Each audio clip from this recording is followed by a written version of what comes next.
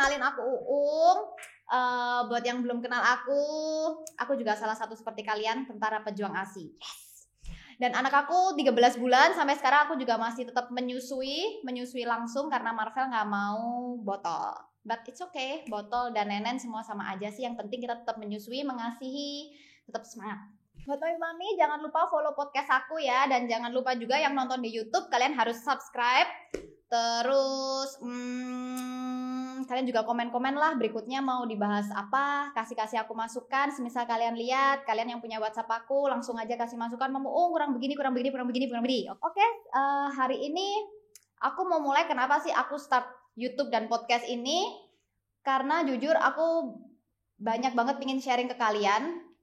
Aku merasakan perjuangan menyusui Marvel itu nggak semudah kayak yang aku pikirin. Bahkan di awal itu waktu aku hamil, ada teman aku yang cerita dia waktu usia 8 bulan kehamilan, ASI dia udah keluar. Waktu itu aku sempat bertanya-tanya sih, kok punya aku belum ya? Tapi di situ aku nggak bingung karena dari awal memang aku ini nggak sama sekali, aku buta masalah perasian. Bahkan aku memikirkan sufor pun juga nggak masalah, aku nggak harus, maksudnya aku nggak harus mematenkan anakku ini harus ASI seperti itu. Jadi waktu ke rumah sakit itu aku nggak bawa botol pompa, aku nggak bawa perlengkapan mengasihi sama sekali. Yang aku bawa adalah botol susu, termos, dan tempatnya sufor. Waktu itu aku sempat mikir juga, sufornya aku beli di rumah sakit aja karena aku yakin setiap rumah sakit pasti jual sufor seperti itu. Ternyata setelah aku lahiran, drama-dramanya baru dimulai. ASI aku tuh belum keluar. Bahkan suster di sana tuh sampai bilang, "Ya, kok payudaranya masih kayak perawan?" Aku langsung kayak jelek. Oke, aku juga gitu ya. Aku juga nggak ngerti ya payudaranya ibu menyusui kayak apa gitu loh. Memang aku waktu itu posting aja sih. Aku pikir, oke, payudara perawan jadi masih kenceng dong, masih bagus kayak gitu kan. Udah seneng happy gitu. Ternyata yang dimaksud payudara perawan adalah payudara kamu lembek, bahkan tidak memproduksi ASI sama sekali. Dan di situ aku langsung oke, berarti harus ada yang diperbaiki di sini. Terus aku sempet sih, maksudnya kayak di situ aku 3 hari nggak menyusui Marvel ya, Mam. Jadi aku bukan ibu-ibu yang langsung dianugerahi ASI mengucur dengan deras, tidak. Aku 3 hari nggak mengasihi Marvel. Dan waktu itu aku bersyukur banget aku ketemu sama suster yang benar-benar menguatkan aku. Dia benar-benar membesarkan hatiku. Aku tahu ASIku belum keluar saat itu. Tapi salah satu suster tuh menguatkan aku seperti ini. Nggak apa-apa, Mam. Terus aja, dinenenin terus, Mam. ASInya keluar kok, Mam. ASInya keluar kok. Baby itu minumnya masih sedikit, Mam. Nggak apa-apa, terusin aja gitu. Apakah Marvel tenang? Enggak. Marvel juga nangis, iya. Rewel, iya.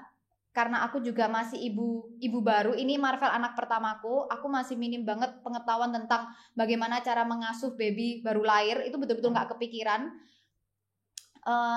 Ya, aku benar-benar makasih sama suster di sana. Dan juga penting untuk mami-mami, lingkungan itu harus mensupport kalian sebagai ibu-ibu mengasihi. Suami, keluarga itu perlu juga untuk mensupport. Karena di satu sisi waktu itu ada salah satu keluarga aku yang memang mereka menganggap sufor nggak masalah. Ya kita kurang edukasi masalah ASI ya di sini. Jadi kita pikir juga sufor pun nggak masalah, tetapi tetap waktu itu rumah sakit bersikeras kalau harus ASI seperti itu. Nah setelah aku pulang dari rumah sakit 3 hari, ternyata ASI aku juga tetap nggak keluar, Mam. Tapi suami aku di situ support banget, dia bilang nggak apa-apa, terusin aja nggak apa-apa. Jadi semalaman waktu aku bawa Marvel pulang tuh, Marvel nangis semalaman. Jadi kita berdua nggak tidur, aku sama suami aku tuh nggak tidur karena Marvel seharian menangis. Dan waktu itu aku cuma mikir gini, aku adalah ibunya, aku adalah tempat dimana selama 9 bulan ini aku hamil dia, aku adalah tempatnya dia, dimana di sini aku harus menjadi tempat yang nyaman buat dia, aku harus menjadi rumah yang nyaman untuk Marvel. Jadi aku berusaha terus, aku berpikiran positif, aku berusaha aku pasti bisa, ASIku pasti lancar.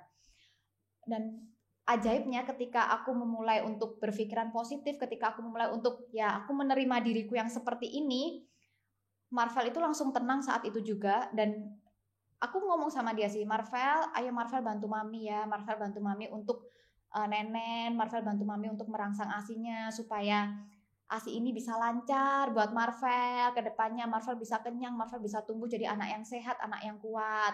Aku selalu katakan itu berulang-ulang sama Marvel. Aku tahu dia masih baby, tapi aku selalu menganggap Marvel ini juga, Marvel mengerti kok gitu loh. Jangan anggap baby ini seperti barang yang misal kalian kayak gantiin pampers, gantiin aja. Kalian butuh apa, terus pokok gitu aja. Jangan.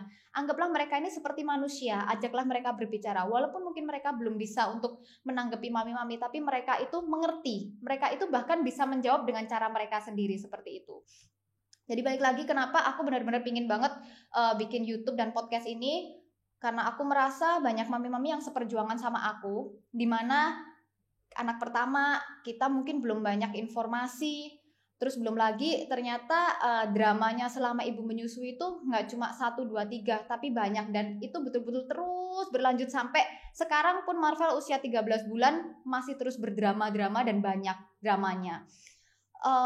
Aku merasa banyak informasi yang selama ini mungkin global ya, belum ada informasi yang mendetail. Jadi seperti apa yang benar-benar dirasakan mami-mami, kayak kasusnya ini loh, tidak ada yang membahas seperti itu. Makanya kenapa aku mau sharing semuanya apa yang udah aku alamin. Ini semua berdasarkan pengalamanku pribadi, Mam. Aku mau sharing semuanya secara free di YouTube dan podcast untuk kalian semua, supaya kita semua bisa sama-sama support. Ini salah satu bentuk support terbesar aku untuk ibu-ibu para pejuang ASI. Jadi permasalahan terbesar waktu itu, waktu Marvel usia 3 hampir ke 4 bulan, tiba-tiba Marvel itu mengalami dia nggak mau nenen sama sekali.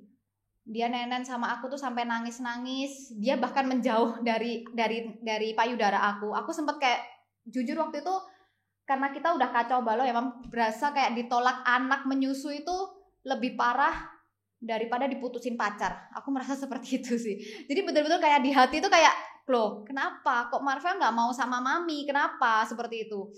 Terus tahu nggak hal tergila yang aku lakukan, sampai aku pikir Marvel ini kerasukan setan. Karena aku pikir karena dia tuh betul-betul nggak mau nyusu sama aku, digendong dia nggak mau, di nenenin itu dia menjauh, terus dia nangis-nangis. Bahkan aku cuma bisa nenenin dia tuh ketika dia sudah mau tertidur seperti itu. Aku sampai mikir, aku bilang sama suami aku kan, kayaknya ini benar-benar Marva kayaknya kena setan di mana deh. Sampai aku tuh kemarin itu aku sempet juga cari-cari di Google, karena aku merasa kayak anak aku ini sempet aneh gitu ya. Aku cari di Google dan aku menemukan informasi itu yang global. Jadi cuma kayak ditulis mungkin ada infeksi atau mungkin ada pernah trauma atau seperti apa seperti itu.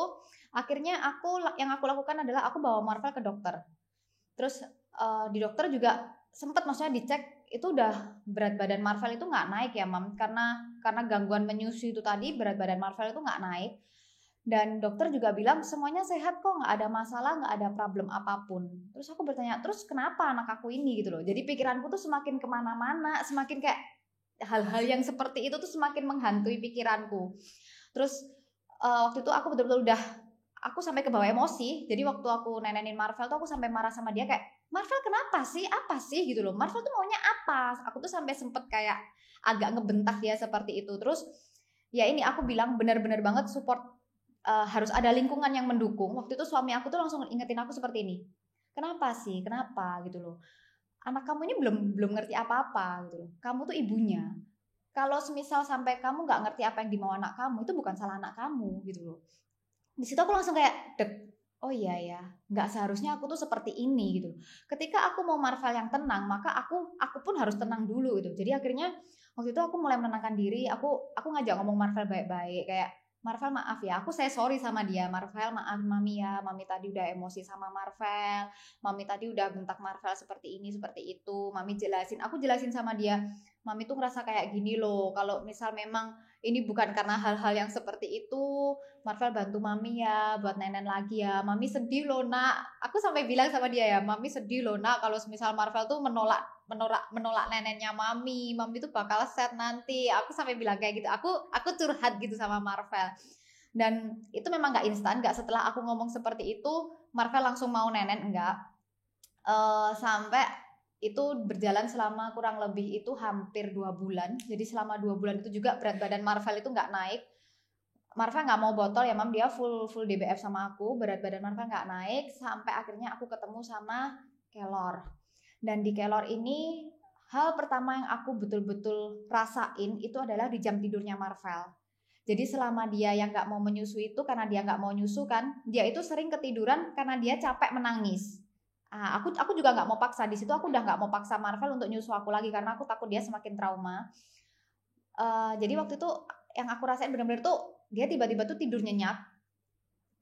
Sempet nenek ke aku sebentar dan dia tuh tidur nyenyak. Terus aku sempet gini sih, kok tiba-tiba dia tuh tidurnya jadi panjang banget. Biasanya Marvel ini setengah jam, 1 jam tuh udah bangun. Aku taruh dia udah bangun, aku taruh dia bangun. Jadi dari dia kecil sampai dia usia 4 bulan, 5 bulan itu kalau dia tidur tuh harus sama kita gendong, gak pernah bisa kita taruh seperti itu. Terus aku mulai kerasa lagi, masa sih karena ini gitu loh, karena si kelor ini. Terus aku coba lagi, kok semakin hari aku lihat iya benar, dia tuh jam tidurnya itu semakin enak gitu loh. Terus 2 bulan selama dia nggak pernah naik berat badan, tiba-tiba waktu kita kontrol tuh dia berat badan itu langsung naik 600 gram.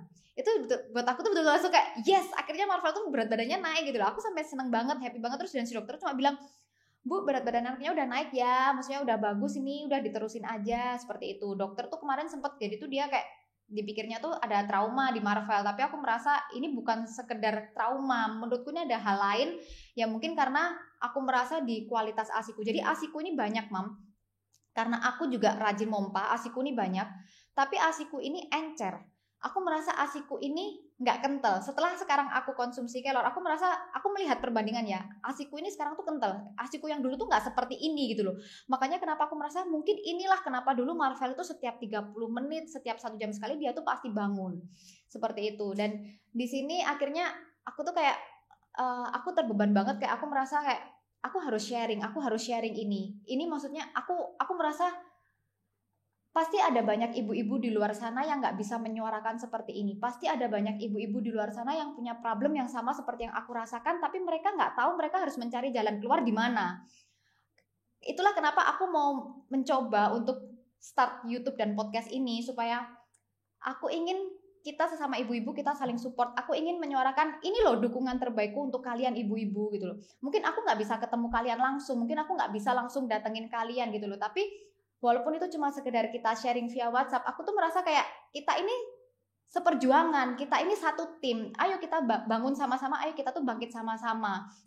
Jadi kenapa aku benar-benar pengen banget semoga podcast dan YouTubeku ini benar-benar berguna buat banyak ibu-ibu di luar sana, juga buat new mom mungkin yang masih kayak bingung ya nanti bakal jadi ibu tuh seperti apa. Kalian harus percaya jadi ibu itu sangat-sangat luar biasa, dan jadi ibu itu pasti punya cerita sendiri-sendiri. Pesan aku buat ibu-ibu di luar sana, ketika kalian lahiran pertama, hal yang terpenting yang harus kita siapkan itu adalah hati. Kita sebagai ibu-ibu itu kadang kita bingung mempersiapkan barang-barang baby, tapi ternyata itu bukan. Hal yang paling penting yang harus kita siapkan itu adalah hati. Kita harus mempersiapkan hati kita dulu untuk kita juga bisa menyalurkan energi positif itu untuk anak kita. Ketika hati kita ini dipenuhi dengan suatu hal yang positif, maka ketika kita melihat setiap drama-drama selama kalian menjadi ibu, kalian itu akan bisa menanggapi suatu hal seperti kayak, oh nggak apa-apa, kayak gitu loh. Terus setiap permasalahan tuh cuma ada di otak kalian. Ini yang sering banget aku inget suamiku tuh sering bilang ya, kayak dulu kan aku juga sering ya, ini gini gitu. Biasa kan ibu-ibu tuh baperan, bener kayak ibu-ibu tuh baperan kan. Suami aku tuh sering bilang, enggak, itu cuma ada di otakmu, itu cuma perasaanmu aja, itu cuma otakmu aja. Jadi seringkali aku sering merasa gini, oh ya itu cuma ada di otakku aja. Jadi aku merasa setiap kayak, akhirnya aku tuh ketawa sendiri ngeliat kayak kemarin inget-inget Marvel udah kayak begini, dan aku mikir itu hal gaib. No, ternyata itu cuma ada di otakku, itu cuma kekhawatiranku, dan aku memberi makan kekhawatiranku itu yang akhirnya menutup suatu hal yang bagus. Karena kekhawatiranku yang aku besarkan, akhirnya suatu hal yang positif ini menjadi kecil. Padahal harusnya kekhawatiranku yang aku kecilkan dan positifnya ini yang aku besarkan, seperti itu. Jadi harapanku buat ibu-ibu, jangan lupa hal pertama yang kalian harus siapkan saat kalian menjadi ibu adalah hati kalian. Terus jadikan diri kalian sebagai ibu yang optimis, ibu yang positif. Ingat Mam, 9 bulan kita mengandung, suatu permulaannya itu bukan dari kita mengandung, tapi setelah anak kita lahir. Itu adalah permulaannya di situ. Dimana diri kita ini benar-benar diajarkan untuk berkorban, diajarkan untuk mengasihi, kita ikhlas, kita harus menerima diri kita sendiri dahulu. Pesan aku buat ibu-ibu, kalian gak sendiri. Aku bersama kalian, dan aku juga merasakan apa yang kalian rasakan, Mam, pertama kali yang harus kita persiapkan ketika kita memutuskan untuk kita mempunyai anak adalah hati kita. Dimana kita harus mengisi hati kita dengan suatu hal yang bagus. Kita harus mengisi hati kita dengan suatu hal yang positif. Perjuangannya itu bukan dimulai pada saat anak kita udah lahir, tapi perjuangan itu sudah dimulai saat kita mengandung anak kita. Kita sudah harus mengisi anak kita tuh dengan hal-hal yang bagus, hal-hal yang positif, hal-hal yang baik. Dan hal-hal itu akan bisa kita capai ketika kita sebagai ibunya, kita juga bisa berdamai dengan diri kita sendiri. Kita menerima setiap kekurangan kita, dan bukan kekurangan itu yang akan kita besarkan, tapi kekurangan itu yang akan kita jadikan sebagai motivasi supaya kita tuh bisa berubah menjadi ibu yang lebih baik lagi. Aku tahu ini nggak gampang, tapi dengan seiring melihat anak kita bertumbuh dengan sehat, ketika kita ke dokter terus melihat berat badan dia tuh naik, ketika kita melihat, oh anak aku sekarang sudah bisa begini, tengkurap untuk pertama kalinya, anak kita bisa babbling pertama kalinya, itu suatu hal yang worth it untuk kalian perjuangkan. Jadi Mam, jangan pernah merasa kalian sendirian, no, kita bersama-sama. Kita ibu-ibu, kita saling mensupport. Siapa sih yang paling mengerti kita kalau bukan kita sesama ibu-ibu? Jadi Mam, aku terus bersama kalian. Kalau semisal kalian punya keluh kesah apa, kalian ingin aku membahas sharing apa, kalian ingin menyampaikan suatu hal yang mungkin selama ini nggak pernah dibahas di luaran, kalian boleh sampaikan ke aku. Aku bakal sharingkan ini melalui podcast dan YouTubeku. Semoga lewat podcast dan YouTube ini semakin banyak ibu-ibu yang dikuatkan, juga untuk ibu-ibu baru semakin ilmu-ilmunya ditambahkan, sehingga semuanya bisa mempersiapkan kelahiran buah hati, sehingga kita bisa mengikuti perkembangan buah hati kita dengan sukses terus dan gak ada drama-drama lagi. Oke Mam, jangan lupa ya komen. Juga kalian ingin aku sharing apa, kalian kasih aku masukan lah. Oke, thank you semuanya.